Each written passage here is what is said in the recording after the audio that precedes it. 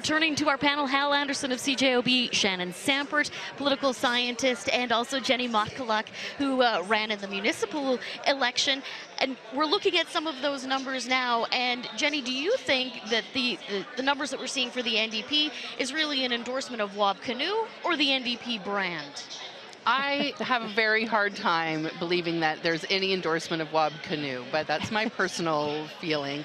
You know, I honestly believe that Brian Pallister has done a good job of moving the province in the right direction. And I think that the voters of Manitoba want to keep going in that direction, and they are looking for people to actually bring a little transformation to the way that we govern and the way that we manage our province.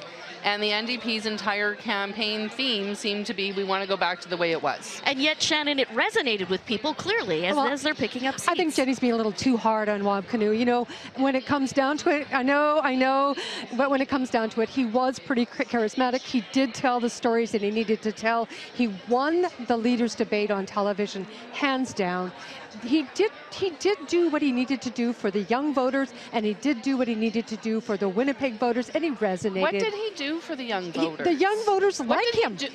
They like him. They just find him very charismatic, and for some reason, they like him. Wab Kinew is very charismatic. He's a likable guy. He's a charismatic man. There's no doubt about it, right? And so from a likable perspective compared to our 6'8" premier that people find scary, you know, I can see why people would choose him. He does come on. And yet interesting, the people didn't choose him. Right. The people chose Brian Pallister to be premier again. Well, some people did. But there was no change in the air this time around, right? Last time it was like, we're going to run these bums out of, you know.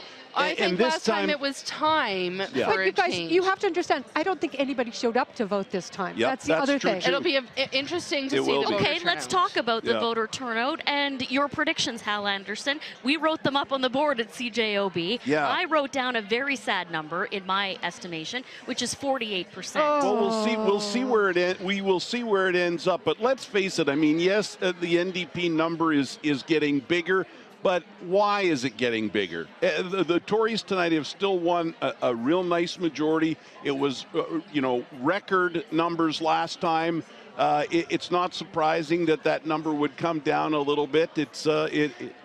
We'll talk about the voter turnout next time around, but as they say in the sports world, a W is a W is a W. This is not just, it's not a squeaker. No. 34 seats is a pretty big solid win. mandate. That's right. You know, and we're talking about it as if the PC Party of Manitoba lost tonight.